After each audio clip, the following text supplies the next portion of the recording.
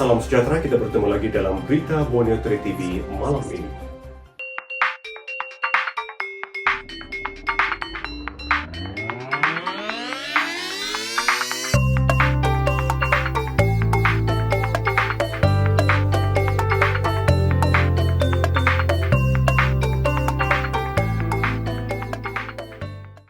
Sabah mencatatkan 10 kes positif COVID-19 hari ini setelah 3 hari tanpa sebarang kes. Selepas 3 hari tidak mencatatkan sebarang kes positif COVID-19, Sabah merekodkan 10 kes hari ini. Menurut statistik dikeluarkan Kementerian Kesihatan, 4 kes dilaporkan di Lahad Datu, 3 di Semporna, 2 kes di Keningau dan 1 kes di Tawau. Ini menjadikan jumlah kumulatif kes COVID-19 di Sabah meningkat kepada 327. Bazar Ramadan dan Aidilfitri, karnival jualan serta kedai gunting rambut dan salon kecantikan masih dilarang beroperasi di Sabah. Setiausaha Tetap Kementerian Kerajaan Tempatan dan Perumahan, Datuk Mas Ahmad Saleh dalam satu kenyataan berkata, aktiviti hiburan dan riadah, perarakan keagamaan dan sambutan ulang tahun Pasukan Keselamatan, Perhimpunan Bulanan Jabatan Kerajaan dan Swasta serta majlis-majlis perasmian juga masih tidak dibenarkan. Bagi sektor hiburan dan riadah, aktiviti seperti panggung wayang, pusat karaoke, taman tema, muzium, basking, pusat refleksologi, pusat hiburan dan kelab malam turut dilarang. Sambutan Hari Raya Aidilfitri juga tidak dibenarkan kecuali bersama ahli keluarga terdekat. Turut tidak dibenarkan aktiviti seperti pameran kerjaya, pameran perkahwinan, promosi dan pakej pelancongan, karnival jualan dan semua jenis persidangan yang melibatkan kumpulan yang ramai. Semua sekolah rendah dan menengah serta institut pengajian tinggi awam dan swasta kekal ditutup sehingga dimaklumkan kelak. Aktiviti sukan semasa sesi persekolahan, aktiviti kokurikulum bersemuka, sebarang bentuk perhimpunan sekolah dan sebarang bentuk majlis atau program yang mengumpulkan lebih daripada 10 orang turut dilarang. Pertandingan sukan yang melibatkan perhimpunan penyokong atau penonton yang ramai di stadium dan acara berkumpulan di luar yang melebihi 10 orang seperti larian, berbasikal, konvoi bermotosikal, sebarang aktiviti sukan dalaman seperti gimnasium, kolam renang dan sukan bersentuhan seperti rugby, tinju, bola sepak dan bola keranjang juga tidak dibenarkan. Aktiviti sosial seperti kenduri kendara, majlis berbuka puasa, majlis perkahwinan dan sambutan ulang tahun, rumah terbuka, majlis-majlis sosial, kemasyarakatan dan budaya juga tidak dibenarkan. Semua penumpang perkhidmatan bas ekspres di Sabah yang mula beroperasi esok perlu mematuhi prosedur operasi standard ditetapkan termasuk wajib mengisi borang deklarasi COVID-19 untuk rujukan pihak berkuasa.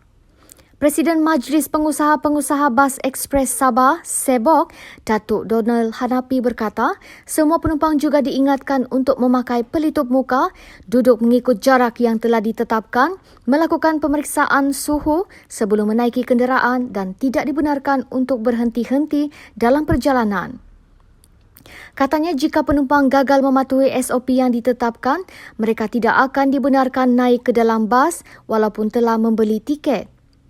Hanya separuh daripada kapasiti penuh penumpang dibenarkan untuk menaiki bas bagi mematuhi penjarakan sosial. Sebagai contoh, jika kapasiti bas adalah 41, hanya 20 penumpang dibenarkan naik. Donald berkata, lebih 20 pengusaha yang menyediakan perkhidmatan 200 bas ekspres telah bersedia beroperasi mengikut SOP yang ditetapkan. Sementara itu, Persatuan Pemaju Hartanah dan Perumahan Sabah Syareda menyatakan komitmen semua ahlinya untuk mematuhi sepenuhnya SOP ditetapkan Kementerian Kesihatan bagi memastikan keselamatan kaki tangan, pekerja dan subkontraktor di tapak pembinaan sentiasa diberikan keutamaan. Presiden Syareda Datuk Cheo Sanghai berkata, pembukaan semula sektor hartanah dan pembinaan serta rangkaiannya di Sabah sejak 8 Mei lalu akan memberi manfaat kepada 160 industri lain bagi membantu menyuburkan ekonomi Sabah. Timbalan Ketua Menteri merangkap Menteri Perdagangan dan Perindustrian MTI Sabah, Datuk Seri Panglima Wilfred Madius Tangau menyeru usahawan tempatan untuk memanfaatkan platform media sosial dalam memasarkan produk masing-masing. Katanya ia bagi memberi kesedaran kepada orang ramai tentang kewujudan produk-produk mereka sekaligus mampu meraih pelanggan dari atas talian. Perindustrian melalui Jabatan Pembangunan Perindustrian dan Penyelidikan telah pun membina banyak usaha-usaha tempatan untuk mengeluarkan berangan hasil-hasil produk tempatan pada ketika COVID ini supaya kita perkenalkan kepada lebih perluaskan kesedaran rakyat tentang kewujudan produk-produk ini. Dan saya telah minta supaya DIDR khususnya dan juga usahawan-usahawan yang berkenaan supaya menggunakan sepenuhnya teknologi sosial media untuk memperkenalkan, pertingkatkan lagi kesedaran rakyat tentang ini dan supaya kita dapat pertingkatkan kepenggunaan di kalangan rakyat tempatan terhadap produk-produk Sabah. Madius berkata demikian ketika ditemui selepas menyampaikan bantuan 40 kampit beras kepada Gereja Sidang Injil Borneo SIB di Tamparuli kemarin.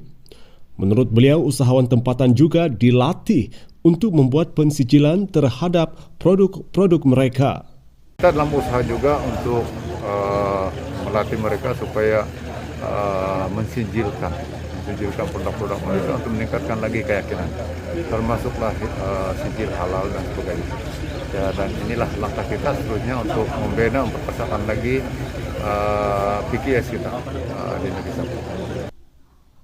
Sementara itu, Penatua Gereja SIB Tamparuli Jaimon Pejim merakamkan penghargaan atas sumbangan yang diberikan. Pada dasarnya ini merupakan satu ucapan terima kasih kepada yang berhormat Datuk, dan ini adalah salah satu usaha yang sangat terbaik untuk memperhatikan keperluan di dalam daerah Tuaran ini, dan kami tidak dapat mengatakan apa yang harus kami katakan, tetapi kami doa senantiasa atas kesehatan dan hikmat khususnya kepada yang berhormat Datuk. Hadir sama penolong pegawai daerah kecil Tamparuli, Herman Tugingging, Setiausaha Politik Madius Joycin Romot, Pemimpin Pembangunan Masyarakat Tamparuli Jeffrey Teo dan Kapitan Cina Kilu George Teo. Selaras dengan prosedur operasi standard SOP ditetapkan Kementerian Kesihatan untuk membendung penularan COVID-19, premis perniagaan termasuk di Kompleks Membeli Belah yang dibenarkan beroperasi mulai semalam kini mengambil langkah keselamatan.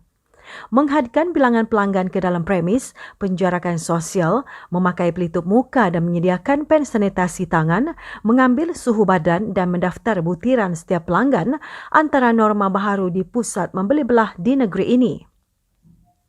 Tinjauan BTTV di Kompleks Membeli Belah di sekitar Bandaraya, Kota Kinabalu semalam mendapati masih ada premis perniagaan yang belum dibuka kerana sibuk melakukan persiapan aspek pencegahan COVID-19 di luar dan dalam kawasan premis. Tidak ramai pengunjung kelihatan kerana majoriti warga Kota Kinabalu memilih untuk duduk di rumah. Restoran yang dibuka hanya membenarkan 10 hingga 15 pelanggan masuk ke premis masing-masing pada satu masa. Customer will take away. Maybe in these 2-3 days having, because we want to make sure everything is safe and then customer can come in safe. Yeah, mostly we using the like apps like Foodpanda, GrabFood. Also we have a Facebook, then customer order from Facebook, we deliver to them.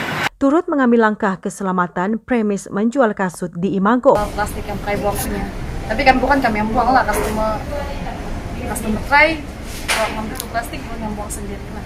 Plastik pakai buang tuh Plastik sampah macam yang macam plastik sampah lah. Kasih sarung di kaki, lepas tu orang sendiri lah, kalau orang sudah siap try, orang kena beli tu kasut, orang sendiri buang lah. Oh. Jadi satu kaki saya boleh try tu. Kalau 2 kaki kami bagi 2-2 lah. Ya.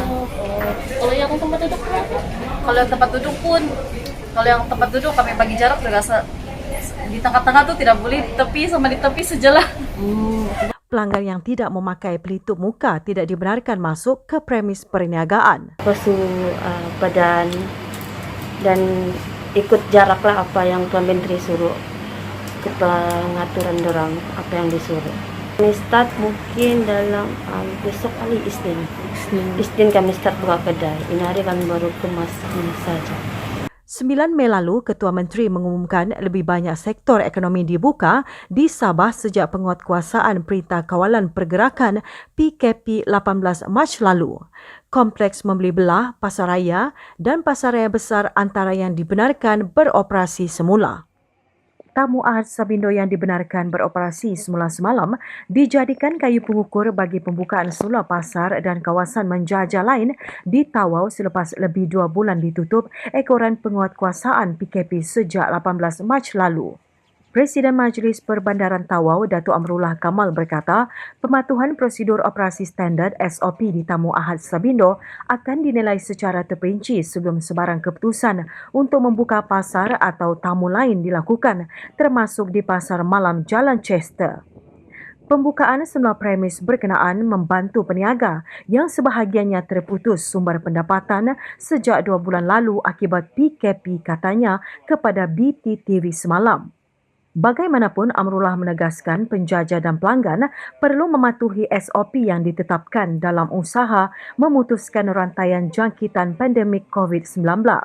Antara SOP yang ditetapkan mewajibkan penjajah memakai pelitup muka dan menyediakan pen sanitasi tangan di gerai masing-masing. Kegagalan mematuhi SOP boleh menyebabkan mereka diambil tindakan tegas termasuk penutupan gerai serta-merta. Hanya 2 laluan keluar masuk dibuka ke Tamu Ahad Sabindo. Pihak berkuasa turut bertugas di laluan keluar masuk untuk melakukan pemeriksaan suhu badan selain memastikan pengunjung mematuhi SOP ditetapkan. Selain itu, jarak antara pengunjung juga ditetapkan 1 meter dan bilangan pengunjung dihadkan. Difahamkan lebih 700 penjajah beroperasi di TAS. Pihak berkuasa sedang menyiasat insiden sebuah pesawat Twin Otter DHC-6 milik anak syarikat Malaysia Airlines, Maswings, yang terbabas ke dalam longkang selepas tergelincir dari landasan ketika mendarat di Long Seridan dekat Miri pagi Sabtu lalu. Maswings juga bekerjasama rapat dengan pihak berkuasa berkaitan dalam siasatan kejadian itu. Juruterbang, pembantu juruterbang bersama 2 penumpang yang menaiki penerbangan MH3622 itu tidak cedera. Ahli Dewan Undangan Negeri Mulu, Datuk Gerawat Gala berharap Maswings akan membuat siasatan menyeluruh kejadian itu untuk mengelak insiden sama berulang. Sebelum ini, insiden membabitkan pesawat Twin Otter Maswings tergelincir ketika mendarat pernah berlaku di landasan Marudi dan Bario. Saudara, mengetahui sesuatu perkara yang betul tidak bermakna jika kita tidak melakukan yang betul. Sabino Saripun, BTTV.